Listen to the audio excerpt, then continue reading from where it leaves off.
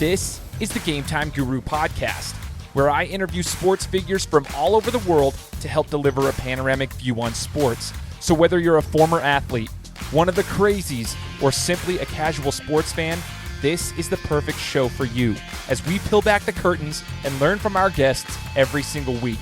I'm your host, Shane Larson, and I'm helping you see sports through a different lens. Hey, what's up, everybody? Welcome out to another episode of the Game Time Guru podcast.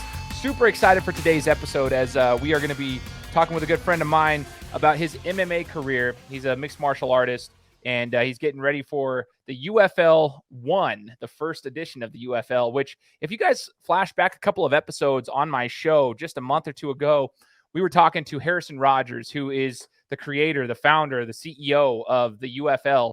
This is a new fight promotion here in the United States that offers the fighters health insurance, life insurance, stake in the company, and so forth. And they're just getting things rolling. So today we get to talk to the first fighter that I'm going to get to know so that you guys can get to know him and more about his fighting career, what he's been up to and what he's looking forward to in the UFL.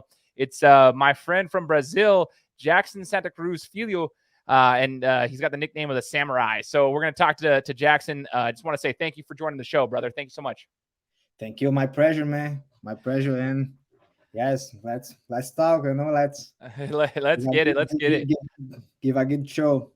Absolutely, man. So Jackson, as we look at your career, were you born and raised in Brazil? Is that like where you grew up your entire life? Yes. I born in the Natal, the city, the major city of the state, Rio Grande do Norte. And I live in with my parents in a small city, around 10,000 people till my teenage. And I went to Natal again to live on my uncle's house for till like adult life. And that's where I start training Jiu Jitsu and move to MMA, and everything start happening. Okay, so that's pretty cool. All right.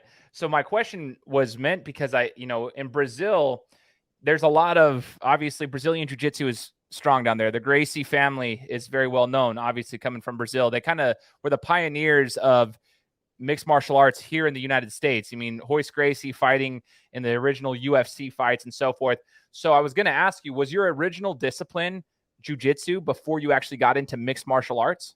Yeah, as my background, Jiu Jitsu. Okay. So jiu-jitsu is your background. So tell me about your striking. A lot of guys who start in jiu-jitsu, they have a struggle getting to their striking game. How would you, rate your striking game? Are you pretty solid on the feet? Oh, yeah. It's so one time I moved to MMA, I did I started noticing like many guys come to Brazil to train jiu-jitsu to improve their jiu-jitsu. So I live in Brazil. I come from jiu-jitsu, my background jiu-jitsu. What I can do to improve my strike game? Let's see. So let's get better in Muay Thai. Where have the best Muay Thai in the world? Thailand. Let's go to Thailand, learn there, So as I traveled to Thailand, spent a few months there, training, fighting, like living like a Muay Thai fight. Don't did grabbing any day there, just Muay Thai, and that gave me a solid strike game. Like I start confident more in my strike. I fought against Thai guys, like in the Muay Thai rules, and come back to Brazil with another mentality already. So I start working more my boxing and came to US in 2017 and spent 6 months here. So work a lot of wrestling to stay more complete, like MMA. Today MMA is you have to be good in everywhere. Yeah. You definitely have to be well-rounded as a fighter these days. And it sounds like you did that. I mean, I know, as we were saying, Royce Gracie before, I mean, the famous Brazilian, the Gracie family is amazing. But I mean, jiu-jitsu was awesome back then, but as fighters evolved, it's very hard to just have one discipline and just be able to match that. Like, you've got to be able to have multiple disciplines. So it's awesome to hear, talk to us about your favorite memory so far as a mixed martial artist. What's your favorite memory, your favorite fight that you've been in so far? But I can say my favorite was the last one, in the Freedom Fight Night. I had a great performance. I put a lot of hard work. Many things happening out in my personal life, like personal life. And we went there, we did the job, amazing performance, and was a great night. I think that last fight, the submission at the first round, was one of my best memories. That's awesome, man. Now tell me this. How do you deal with loss? Like, how have you used the losses in your career to catapult you to be a better fighter? Yes, man. I like the Kobe Bryant quote about loss. Like you say, like there's no failure. One time you understand. One time your focus is the mastery of the game, they get better all the time. All failures is part of the learning. Is something to learn about that. So that's how I deal with it. I hate it, but Yeah. when it happens, I try to take the best nuggets. Like I try to improve, like see where I did my mistakes, where like I lacking, if in technique, if in strength condition, if in tactics. I try to stood deep about where was my mistakes. Was technical, was tactical, was about condition, was about mental, where the things start happening, where I start losing the fight. I start losing the first round, I start losing the second round. It's study the loss to get better. I was getting better. Like that's my way of life. I get better every day. Yeah. Learning all the time learning, with learning with everybody and with everything. That's my Absolutely. way of life. So awesome, man. I mean, it speaks to your character. I mean, you take the losses, you enjoy the wins, and you take the losses and you learn from those. It sounds like you get right to the point of like studying them. You study the losses. Where did the fight go wrong? Where can I adjust in the future? And sometimes what I've always told people, Jackson, is that because I was a boxer, I fought for 3 years. I'm nothing Uh, like you guys. I never was at that level, but sometimes you can prepare all you want and you just get clipped. Sometimes you get caught, and it's the reality of the fight game. But that's also the beauty of the fight game, because if you can come back from those losses and come back stronger, then it builds you as a human being. Now, I did want to ask you, Samurai, where'd the nickname come from, brother? oh man, that's was my teammates that put, cause I'm all the time in the gym, morning, afternoon, night. I was training, I was a little bit more, I was with the gi in the gym. And but the nickname happened when we used to travel to Jiu Jitsu tournaments. Like used to travel a lot, like almost every weekend. We were fighting in Brazil, like trying to stay active. And especially that time. Today is more, uh, people knew more about the benefits of meditation, but like around 8 years ago, there's not too much information about meditation like today. So Right. especially in a young group, so we travel to the fights, and when we wake up morning, the first thing I go to do, I sit on my bedroom and like, you know Yeah. go meditate. And when my friends wake up and see me like that, they laugh a lot. And, oh, let's go, let's eat. Call the samurai before we go eat. Like. So that start there. So tournament after tournament, when everybody wake up and go live into the breakfast, and they do like, call the samurai. Let's go to breakfast. Somebody call the samurai. And that starts going. One time I moved to MMA. That's already was my nickname, on the gym, at the gym. Oh man, that's a cool story, brother. It's It's, cool. See, I it's always, whenever I see a nickname, I always just wonder where it came from. I mean, I have a nickname of Big Train Shane, and that's like, there's a reason for that. And people used to call me the Swan, and nobody understood why that was, and so I have nice. stories behind it too. So that's so cool, man. It's awesome to hear that. So I want to talk about the UFL as it's coming up in 10 days from the time of this recording. So getting ready for the UFL one, you've already had a little bit of an introduction to Freedom Fight Night, right? So you kind of understand the promotion and how they're running things over there with the company.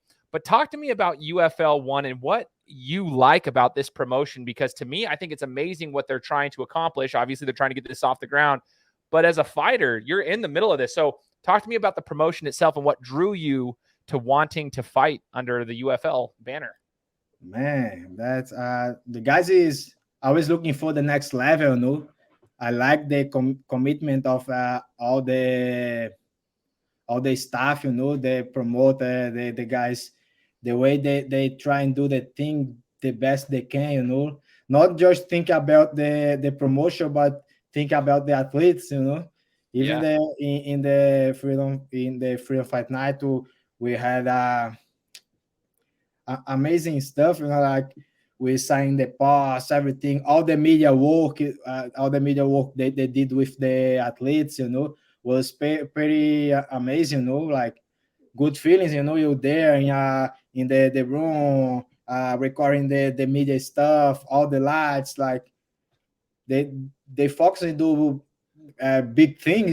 They focus on doing big things. And about the UFL, they came to change the game. Man, they came to change the game. This thing about the health insurance is the next level, man. The guys is doing great. And I think also the tournament system, like the Grand Prix tournament system, 8 guys trying to one be champion. That's amazing. The people love that. Like the people create speculation in the mind and about the next match, if this guy won, if that won, and they got involved, and that's amazing. UFL, man, UFL is the future. I love that, man. So I want to get it. We heard it from Harrison Rogers on the show. He's the one running it, and we've talked to Rampage. We've heard from him what he thinks about it. But the healthcare aspect of it is such a unique piece of mixed martial arts. You referenced it yourself, healthcare. What does that do to you as a fighter, knowing that you can have healthcare and health insurance during your camps and so forth? How does that change the way that you train and psychologically, like in your mind? Man, that's changed the game. That's changed the game because 80% of the injuries don't happen in the fight, man. Happen in out the fight, in the camp, or even in off season. We got injured like 80%. Like it's the time you training hard and hard, and you don't think about one day. So you always push a little bit more, and shit happens. Yeah. And the thing about the healthcare is amazing. We give some uh, confidence for you, and even to uh, set up things to achieve next level, like preventive care, all this stuff to you control your body better to achieve next level, like for me there is a game change, man. I'm so happy about that. Oh, totally, man. It's just cool to hear it from a fighter's perspective. And I don't think the general public fully understands yet how impactful that can be for a fighter. Like you said 80%, like sometimes the majority of these injuries are happening in camps. And so, it's tough. Now as we get ready for your fight coming up in 10 days from the day of this recording, talk to us about what we can expect from you, Jackson Santa Cruz Filho. Like what can we expect from you coming up on the 18th of February? Man, you can expect desire, desire to win at any cost, moving forward, always adapting of the situation, looking for the victory all the time, all the time moving forward. And it's a win at any cost. And a big show, like my opponents are really skill-wise guy. So I think it was a great matchup, he like move a lot. I like move also. So will be a great night. I'm ready to win.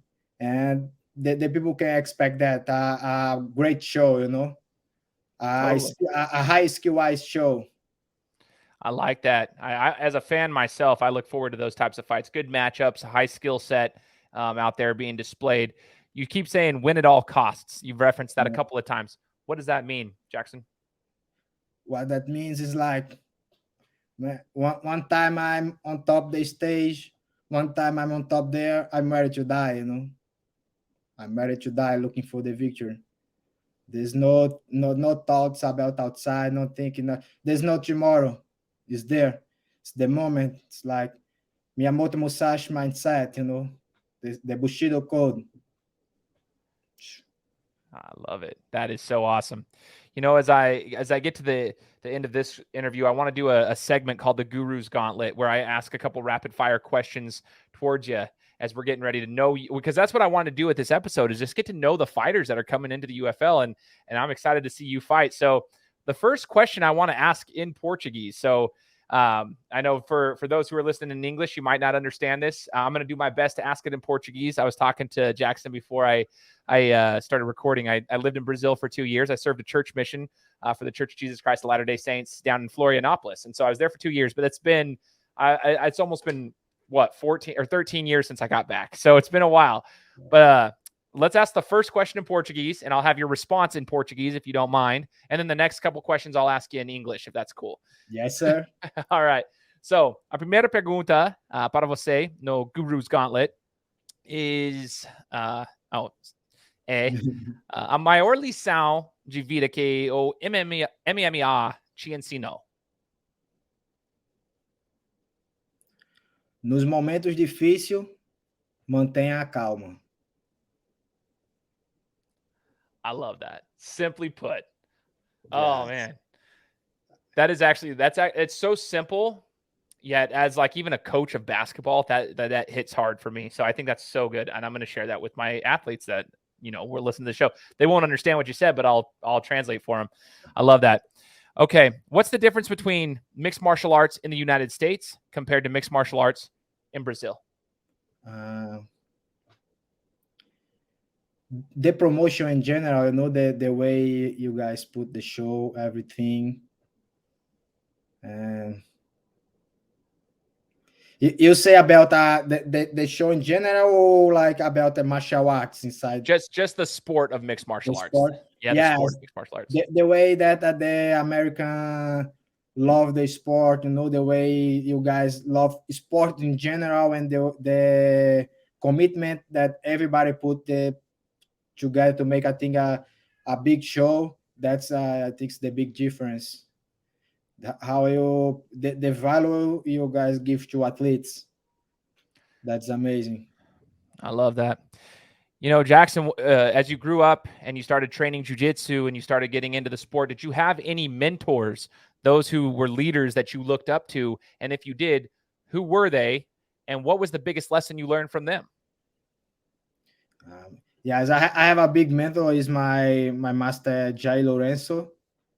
I'm black belt under him.